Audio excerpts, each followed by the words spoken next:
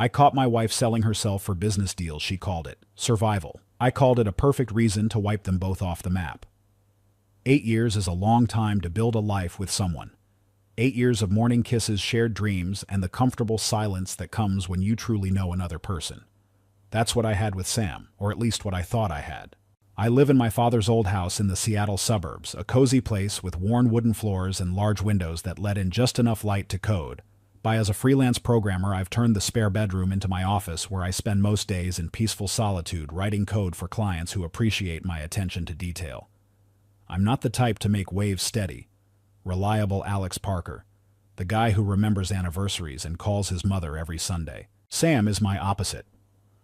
In many ways, she walks into a room and it lights up. Her laugh is infectious, her mind quick, and her hands create magic with hair and makeup. In the wedding industry, Samantha Carter is becoming a name that matters. Brides book her months in advance, willing to pay premium prices for her talent with updos and contouring that makes everyone look like their most beautiful selves. Your wife is something else. People always tell me at parties watching her charm the room. I'd nod proud that this vibrant woman had chosen me all those years ago in high school, when we were just kids with big dreams. We were the couple everyone wanted to be. At least that's what our friends said. The high school sweethearts who made it work. The perfect match. And then there was Rick Coleman. He's been such a mentor. Sam would say, her eyes bright with enthusiasm. The connections at Silver Pines Estate are incredible. Rick's introducing me to all the right people. Rick Coleman, 44, owner of the most prestigious wedding venue in the Pacific Northwest, successful, confident, married with 3 kids. A pillar of the community who took an interest in my wife's career 2 years ago and began sending high-paying clients her way. I should have seen it then. The way she'd mention his name just a little too often. The extra care she took getting ready on days she'd be at his venue. Instead, it took fate's cruel hand, a forgotten laptop, and an email notification to crack my perfect world.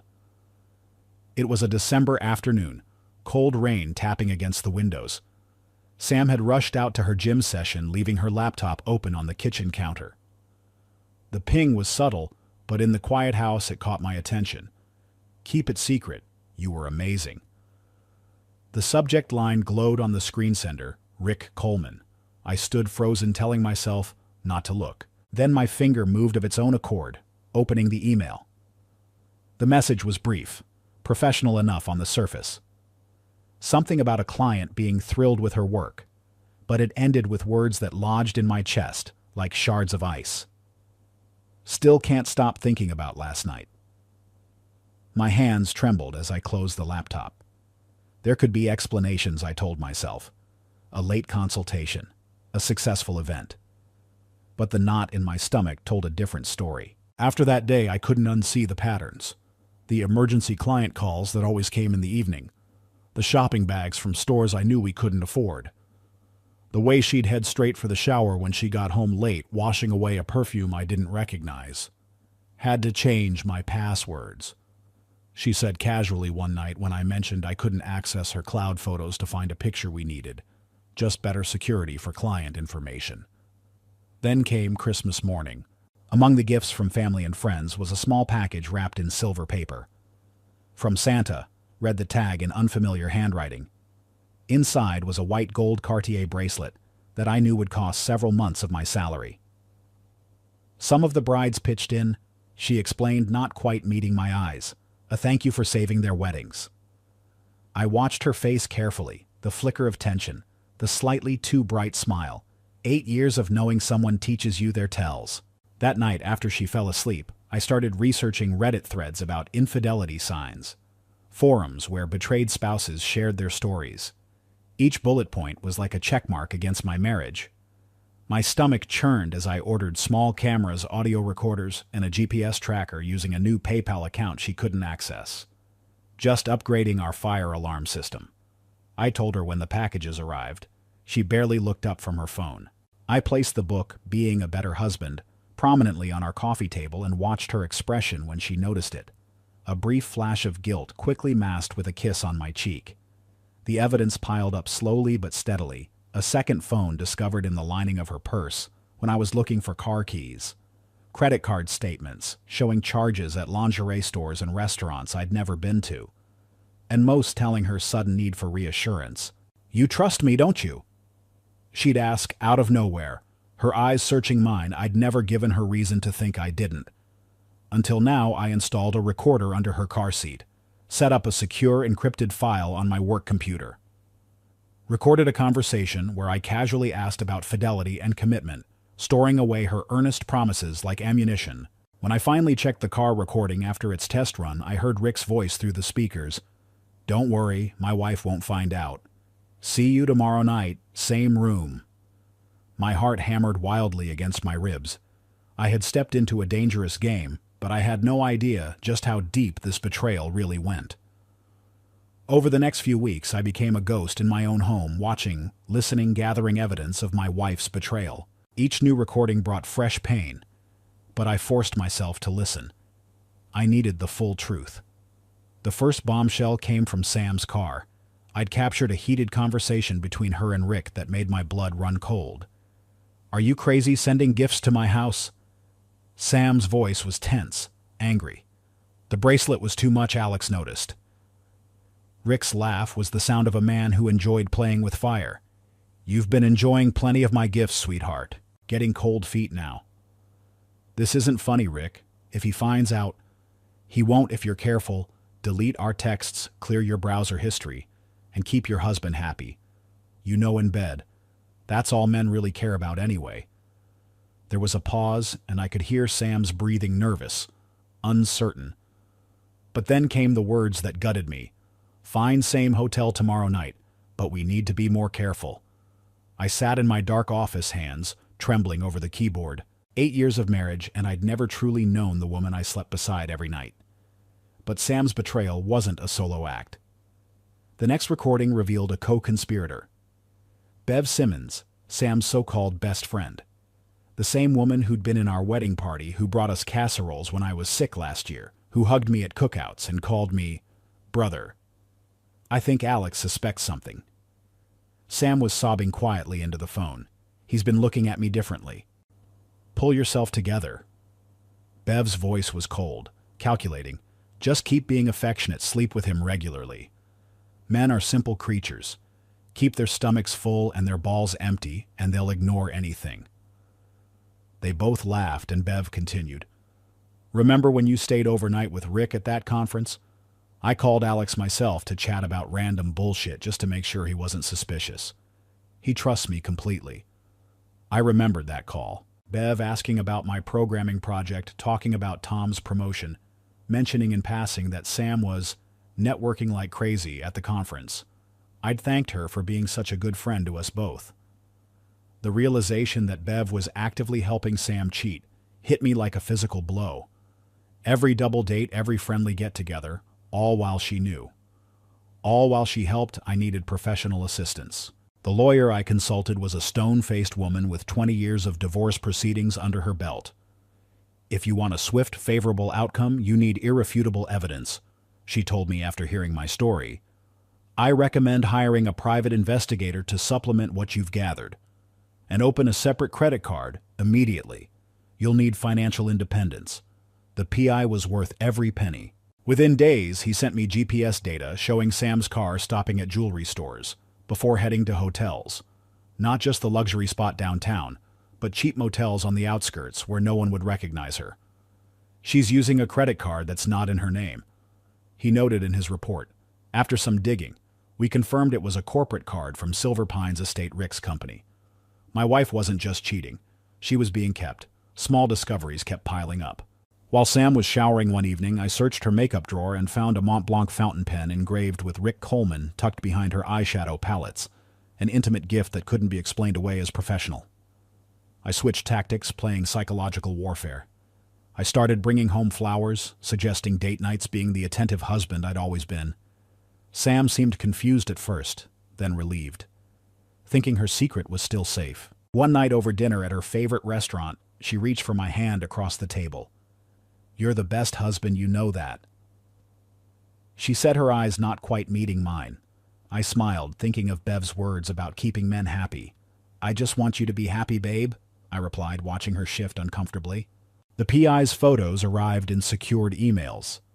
Sam and Rick entering hotel rooms holding hands in a private booth at a restaurant 30 miles from our neighborhood, slipping into a roadside motel with a neon vacancy sign. He even obtained receipts showing they'd been meeting regularly for over 6 months, always paying in cash. This wasn't coercion. The PI explained she's a willing participant, possibly motivated by financial gain or professional advancement. On a rainy Thursday night, my phone rang. The PI's voice was urgent. "You need to see this footage right away." I opened the secure link he sent. The video showed the parking lot of an upscale apartment complex. Rick and Sam stood beside his BMW, speaking intimately. Then he reached into his pocket and pulled out a key, pressing it into her palm. "Now you can come and go whenever you like." His voice came through clearly on the audio. Just like a second wife, Sam didn't refuse. She didn't look offended. She smiled and kissed him, pocketing the key. I closed my laptop. My hands clenched so tight my knuckles turned white. The betrayal went far beyond what I'd imagined. And in that moment, I made a silent vow. They would both pay dearly for this. Every lie, every betrayal, every moment of making me look like a fool. This wasn't just about my marriage anymore. This was war. The evidence continued to flood in over the next few weeks, each piece more damning than the last. The PI was thorough. I'll give him that. It was like watching a horror movie where your own life is the plot. Valentine's Day brought a particularly revelatory set of photos. The PI captured Rick personally delivering roses and a small gift box to Sam's salon during her lunch break. His camera continued rolling as Sam smiled and accepted them in front of her coworkers. But what happened next revealed her true state of mind. "Keep watching," the PI said over the phone as I viewed the footage. After glancing around to make sure no one was looking, Sam dumped the entire gift into the trash bin behind the salon. Her face showed conflict, fear of discovery, but also a strange reluctance, as if throwing away the gift physically hurt her. "She's worried about getting caught, but she's not ending it," the PI explained. This is textbook affair behavior when the guilt starts creeping in. The next video showed Sam and Rick in a cheap motel parking lot having what appeared to be an intense argument. Rick tried to embrace her, and while she pushed him away, there was hesitation in her movements, her eyes still looking at him with longing. "You think you can just walk away?" Rick's voice was crystal clear on the recording. "Everything you have now is because of me. Those clients, that fancy salon chair, the exclusive wedding bookings. All me." Sam was crying mascara, running down her cheeks. "You're married, I'm married. This has gotten out of control." But when Rick opened his car door, she got in without further protest. I had to know more. While Sam slept one night, I used specialized backup software to access her phone. What I found destroyed any lingering hope that this was merely a temporary lapse in judgment. A thread of intimate messages stretched back almost a year. Photos of my wife in lingerie. I'd never seen clearly gifts from Rick posing provocatively in hotel rooms. Messages planning their next encounters sprinkled with details of their physical relationship that made me physically ill. "Once the new branch opens," Rick had written, "you'll be the manager. Your own salon under our brand. Just keep being good to me." The financial trail was equally disturbing. The PI obtained statements from the corporate credit card Rick had given her charges at Tiffany & Co., high-end clothing boutiques, and 5-star restaurants. Most damning was a receipt for round-trip tickets to Las Vegas during the exact week Sam had told me she was attending a bridal industry conference in Chicago. I remember dropping her at the airport, kissing her goodbye, telling her I was proud of her dedication to her career. It was time to meet Linda Coleman. We arranged to meet at a discreet coffee shop across town. Linda was elegant, composed, and unexpectedly warm given the circumstances. The mother of 3 looked nothing like the wronged wife stereotype. No bitter edge, just dignified sadness and determination. "I've suspected for months," she admitted, stirring her latte.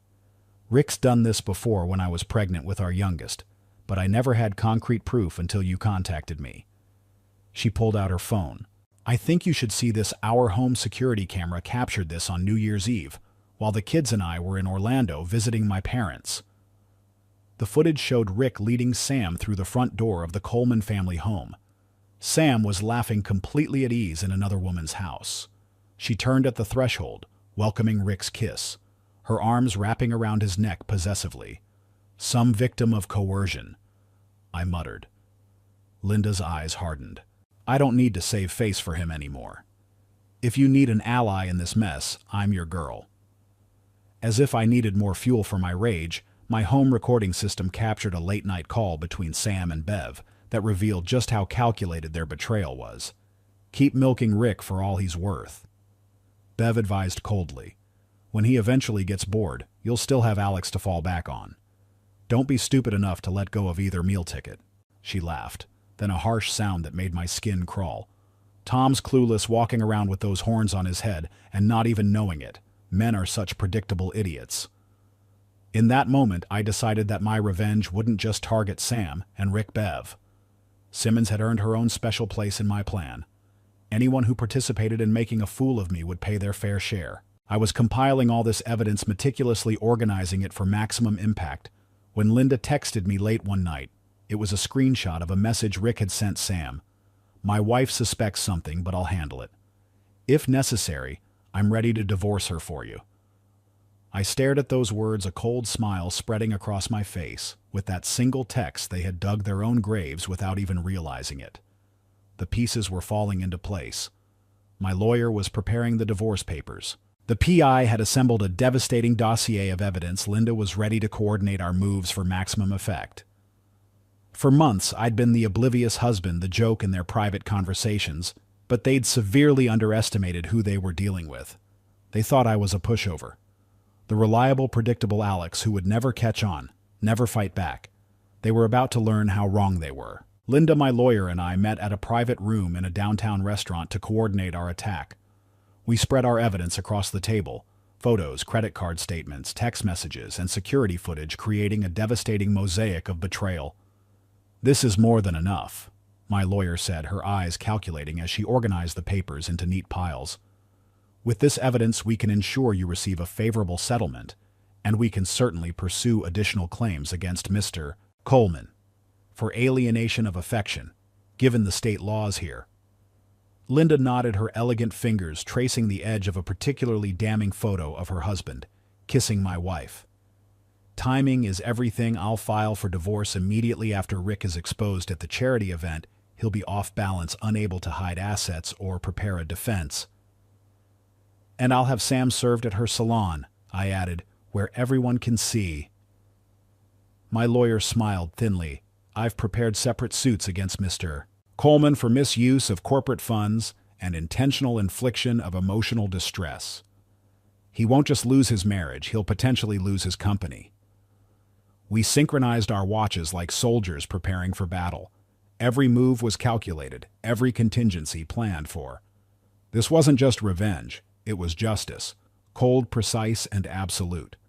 For Rick and Sam, we designed a social apocalypse. I anonymously sent select screenshots of their explicit conversations to Rick's most conservative and influential clients: religious leaders, family values, politicians, and old money families who used his venue for their daughters' weddings. "They'll pull their business immediately," Linda predicted. "Rick's reputation is built on being the gold standard for respectable celebrations." Linda's role was perhaps the most theatrical. She would attend the annual charity gala, where Rick was not only a major donor, but this year's event chair. In front of Seattle's elite, she would publicly announce their divorce and his infidelity with the wife of another man. If he tries to fight back, I said, we release the financial record showing he misused company funds to finance their affair. Bev Simmons deserved special attention. I compiled the most vicious recordings of her mocking her husband Tom and encouraging Sam's betrayal, then sent them directly to him with a simple note: "You deserve to know the truth. I hope you handle it more wisely than I did." His response came hours later. "Thank you, she'll be out of my house by tonight." The night before execution day, Sam initiated what would be our final conversation as husband and wife. "I was thinking," she said, curling against me on the couch, "we should take a vacation next month, somewhere tropical." She squeezed my hand. "I'll pay for it. I've been saving for my bigger wedding contracts. I knew those savings were Rick's money. Later in bed, she turned to me with an uncharacteristically vulnerable expression. I've been thinking about our future. Maybe it's time we started trying for a baby. She stroked my face. You'd be the most amazing father, Alex. You're the best man I know. The performance was almost admirable. I smiled and kissed her forehead. I've been thinking about our future too. Very soon, actually. She fell asleep in my arms, believing she'd secured her backup plan. I lay awake counting the hours until morning. At 9:30 a.m., my PI, dressed in an expensive suit, walked into Sam's bustling salon carrying a legal-sized envelope. Clients under dryers and stylists mid-cut all turned to watch the scene I'd paid extra to have recorded. "Samantha Carter?" he asked loudly. Sam smiled, professional and warm. "That's me. Can I help you? These are legal documents. You've been served with divorce papers." The salon went silent. Sam's face drained of color as she took the envelope with trembling hands. One of her assistants dropped a comb. A client gasped. While chaos erupted at the salon, I was emptying my closet at home. On the living room table, I arranged my parting gifts. My wedding ring. A glossy 8x10 of Sam kissing Rick in the hotel parking lot. Credit card statements highlighting the purchases Rick had made for her. My lawyer's business card attached to a note that read, "Hope the gifts from Rick make up for everything you just lost. Don't call me. Call my lawyer." Before leaving, I sent a mass email to a carefully selected list: her parents, Karen and Frank, her sister, our mutual friends, attaching just enough evidence to destroy any narrative she might try to spin. By noon, I was checking into a hotel, my phone turned off to avoid the inevitable flood of calls and messages. I ordered room service, opened my laptop, and waited for confirmation from Linda that she had completed her part of the plan. It came at 7:15 p.m., a short video clip of Rick being confronted at the charity gala. His face ashen as Linda calmly informed the assembled donors about his affair and misuse of company funds. A perfect public execution. I was savoring this victory when my phone pinged with a message from an unknown number. "You think the game is over? We're not done yet." I stared at the text, recognizing the number's area code. It belonged to Rick Coleman. A cold smile spread across my face as I typed my response. "You're right, it's not over, but not in the way you think." I leaned back against the hotel headboard, utterly calm. Let him make threats. Every move he made now would only dig his grave deeper. The trap wasn't just set. It had already closed around them both. Tomorrow would bring more consequences, more fallout. But tonight, for the first time in months, I would sleep without the weight of betrayal crushing my chest. My PI sent me the video of Sam being served at her salon the next morning. It was both painful and satisfying to watch her professional mask crumbling as reality crashed down around her. She had frozen. At first, everyone in the salon watching as her trembling hands opened the envelope. Her face, usually so carefully made up, went through a kaleidoscope of emotions: shock, confusion, realization, panic. She mumbled something about taking a break and stumbled toward the back room, attempting to maintain dignity. The second camera my PI had placed captured what happened next. Sam collapsing onto a chair in the break room, gasping for air between violent sobs, mascara streaming down her face. She frantically dialed her phone, calling me, no doubt, but I had already blocked her number. By noon, Sam's mother, Karen, was leaving tearful voicemails. "Alex, please," she begged, her voice thick with emotion. "We need to talk about this. There must be some explanation. Sam says there's been a terrible misunderstanding." Frank, her father, took a different approach. "Son, I know you're upset, and you have every right to be. But a real man shows forgiveness. Let's meet and discuss this. Like gentlemen." I replied to both with the same text. "Check your email. I have nothing more to say." I knew they'd received the evidence when the calls abruptly stopped. Linda's confrontation with Rick at the charity gala exceeded all expectations. My lawyer forwarded me a link to a local news website where the incident was already making headlines. Silver Pines estate owner exposed as adulterer at annual Children's Hospital benefit. According to the article, Linda had waited until Rick was mid-speech, thanking attendees for their generous donations before walking calmly to the stage. She took the microphone and addressed the stunned crowd. I feel it's important that our community knows the truth about the man they're supporting tonight. She had said, "My husband has been carrying on an affair with a married woman using company funds to finance their relationship while lying to me, his children, and all of you." The article noted that several major donors immediately left the event. By morning, Rick's board of directors had called an emergency meeting and suspended him pending an investigation into the misuse of corporate funds. Rick's response was predictably impotent.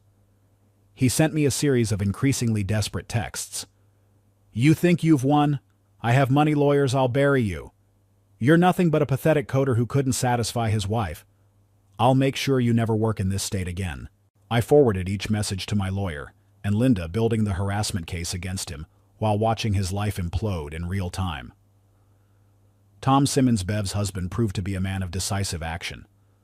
According to a mutual friend, he had listened to the recordings I sent, once calmly packed a bag for Bev and placed it on the front porch along with divorce papers. When Bev tried to play the victim, blaming Sam for leading her astray in a moment of poor judgment, Tom simply played the recording of her calling him a clueless horned beast who wouldn't know he was being cheated on if he walked in on it. 3 days after being served, Sam sent me an email that my lawyer later described as a goldmine of admissions. "Alex, I know I've made terrible mistakes," she wrote. "Rick took advantage of my career ambitions. What started as mentorship became complicated, and I got caught up in something I couldn't control. Remember our first apartment, how we stayed up all night painting it blue because I said it would feel like sleeping in the sky? That's the real me, not this person who hurt you. Please just meet me once more. Let me explain face to face." I didn't respond, just forwarded it to my lawyer with the note. "Add this to the evidence file." For the finishing blow, I contacted every major salon owner and wedding venue in the greater Seattle area, sharing carefully selected evidence of Sam's affair with a married client.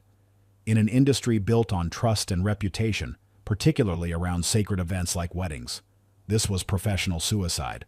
Within a week, Sam's appointments were being canceled. Her regular clients disappeared. The exclusive contracts Rick had arranged for her vanished. Meanwhile, Linda had convinced the board to freeze all company credit cards during their investigation, including the ones Sam had been using for her lavish lifestyle. The financial consequences hit Rick even harder. The company's shareholders demanded a forensic audit. Linda's divorce proceedings moved at lightning speed. Her evidence so overwhelming that Rick's lawyers advised him to settle quickly rather than face public court proceedings. She took the house primary custody of their children and 70% of their assets. Rick was formally removed from the board of directors of his own company. Former business associates crossed the street to avoid being seen with him. One evening, as I sat in my new apartment going through some paperwork, a hand-delivered letter arrived from my lawyer. "Just wanted to update you on recent developments. Rick Coleman is negotiating to avoid criminal charges by selling all his company shares at a massive loss. Meanwhile, Sam has been evicted from her apartment and is temporarily staying with Bev. The game may not be over yet." I smiled, feeling a strange sense of peace wash over me. It is over, they just don't know it yet. They had both lost everything: careers, reputations, relationships, money, while I had merely lost a marriage that was already a lie. Unlike them, I could rebuild. I had my integrity, my skills, and now my freedom. In the cosmic balance sheet of justice, their debt was paid in full. The divorce proceedings ended with a whimper, not a bang. Despite her initial threats of fighting for half our assets, Sam eventually signed the settlement, my lawyer prepared without contest. She received no alimony, no property rights, nothing but freedom from a marriage she had already desecrated. She had no leverage, my lawyer explained, sliding the final papers across her desk. With the evidence we compiled, she risked losing even more if this went to court. Her signature here means it's officially over. I signed the papers with steady hands, feeling nothing but relief. As I closed this chapter of my life, Rick's downfall continued its spectacular trajectory. Silver Pines Estate, once the crown jewel of Seattle's wedding industry, was sold off to cover his mounting debts. The new owners immediately rebranded, erasing any trace of Rick's legacy. His final humiliation came when the State Business Commission barred him from holding any executive position for 10 years due to financial misconduct. The man who once commanded a room with his presence was now legally prohibited from even managing a convenience store.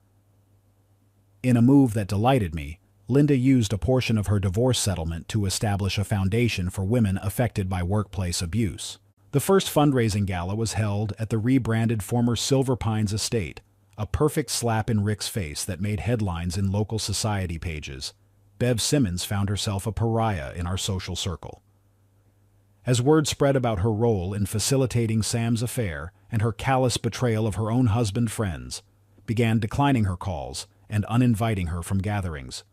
Her casual cruelty toward Tom had shocked even their most jaded acquaintances. After the divorce, Bev briefly moved in with Sam, creating a pathetic alliance of the disgraced. She survived on temporary alimony while frantically searching for employment.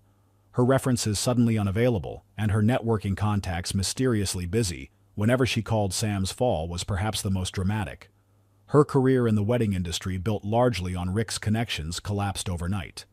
High-interest credit card debt crushed her as Rick's corporate card was canceled. I heard through mutual friends that she'd been forced to sell her designer clothes and bags on consignment to make rent. Eventually, she moved to a budget apartment complex outside the city. Her dreams of owning her own salon chain replaced with the desperate need to simply survive month to month. Meanwhile, I focused on rebuilding. I renovated my father's house, creating a fresh space untainted by memories of betrayal. I expanded my freelance business, taking on challenging projects that kept my mind engaged and my bank account growing. I started running each morning, the physical exertion helping clear away lingering anger. Linda and I maintained a friendly relationship, occasional coffee meetings where we discussed our new lives and healing journeys. There was never anything romantic. We were simply two people who had faced similar storms and respected each other's strength.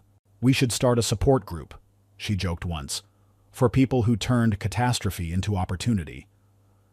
6 months after the divorce, Karen, Sam's mother, requested a meeting.